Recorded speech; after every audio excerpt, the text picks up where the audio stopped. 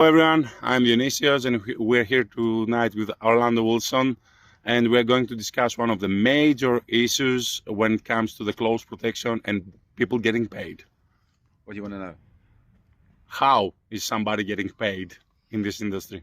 Well, this is it. This is what a lot of this annoys me, and a lot of people cut their own throats and lose work because they don't know how to get paid. I have people, generally, if you're in business, you need a bank account, right? Okay. Everybody these days needs a bank account.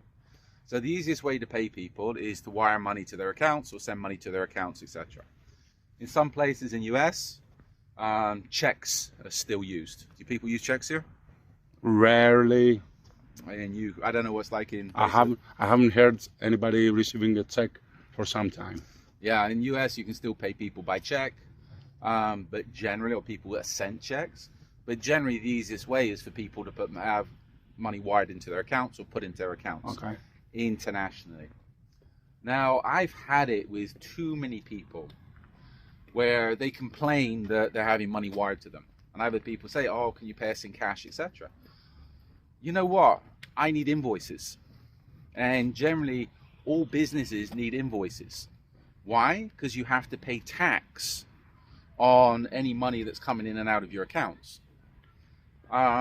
People that say, can we be paid cash? It's like, okay, provide me an invoice, and as long as you have a registered company or you're registered self-employed, etc., I can send the money out, I can pay you in cash. But I need that invoice, and I need your details, because if I've got money coming out of my accounts, I have to justify, well, I pay taxes in the US, I have to justify to the IRS where my money's going. I just can't be giving cash to people. Okay. And this is it. A lot of people in a lot of places, I've canceled stuff out on people because they're like, okay, I can't pay them. Can you send us money Western Union? Okay, Western Union, you can only send 1,000, most places, I think 1,000 euros, dollars a month or something. It's limited. So if you're dealing in chunks of change, you mean the average CP job, right, you need to send somebody $3,000, $4,000, $5,000. You have to work out how to do it. There's money apps, etc. I've had people say Bitcoin. I don't use Bitcoin because it's too volatile, or cyber. That's one way of doing it. But the whole thing, when you get into business for yourself, you have to work out how you're going to get paid, and you need to ensure that you're paying taxes. I know I've heard people say, we work outside of a country, then we don't have to pay tax on that money. Complete and utter bullshit. If money's going through your accounts, you have to pay tax. Somewhere, somehow, somebody. As a US resident citizen, you have to justify, even if you're not living in the US, you still have to file taxes. And again, I've got a good accountant. You need a good accountant if you have a business. Even when I was in UK, I always had a good accountant. And again, UK's high taxes, and it can be a little bit complicated. But these days, people trying to, how can I put it, get around not paying taxes, and people trying to set bank accounts up in different places. The trouble is, and I've had people say, oh, we're going to set up offshore companies. All right, you can say it's easy to set up a company. You can set up a company anywhere. The trouble is setting up a bank account. And a lot of the offshore banks, you have to keep a minimum amount of money, which is usually $10,000 up to $50,000 in those bank accounts. If not, they just can't cancel the accounts. Okay. So Dubai's got a lot of offerings these days for opening up companies. They say they can offer bank accounts. But again, if you're going to go and set up a company outside of your place of residence, ensure that you can get a bank account. I saw somebody a while back, somebody approached me asking if it was legit. One company offering to set up offshore companies and bank accounts in Puerto Rico. I was talking to somebody else recently, and they've got a company, they've said, even though they're not a US citizen or resident, they have a company and bank account in the US.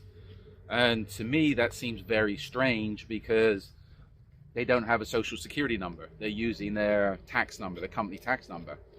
You know what? As far as I know, there might be some loophole, but as far as I know, you need a social security number. You need to be a resident or citizen to have a bank account in the US. And this is where people might be doing it. They might have found a loophole, or they might know somebody in the bank that's doing them a favor.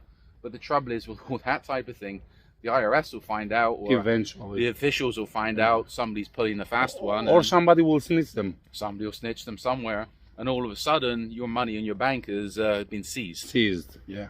Any country to avoid these days having a bank account in? It's very difficult for people to set up bank accounts. That's the Okay, trouble. okay. To avoid. This is the thing. It's I wouldn't say places to avoid. Places to have is where you can do it legally and your money's going to be secure.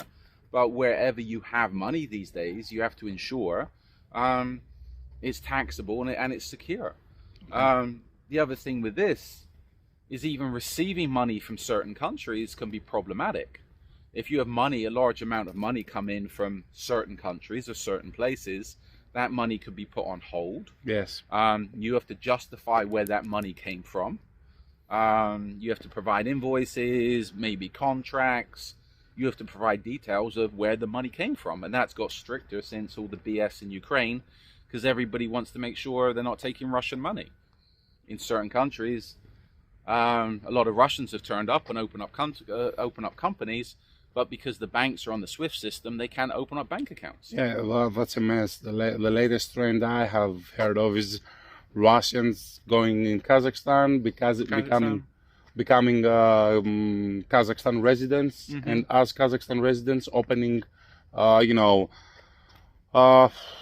branches all over the world for their companies. I've heard of, I'm not going to mention the countries, corporations, large international corporations that are still doing business in Russia, having to go to other countries like the stands, and for their employees, they're opening up corporate accounts. Well, they're giving their employees that travel credit cards and bank cards from those countries, because that's what they have to do. It's part of the SWIFT system. So back to close protection, make sure you can get paid and, take care of your money.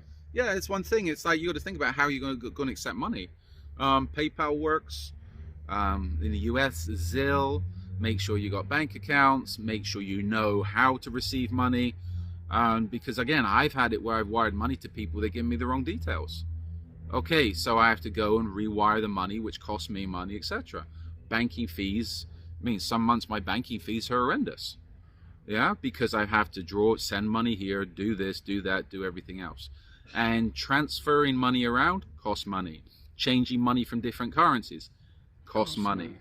And I've, again, sent money to people and they complain, well, we lost money on this, we didn't get the full amount. I sent you the full amount.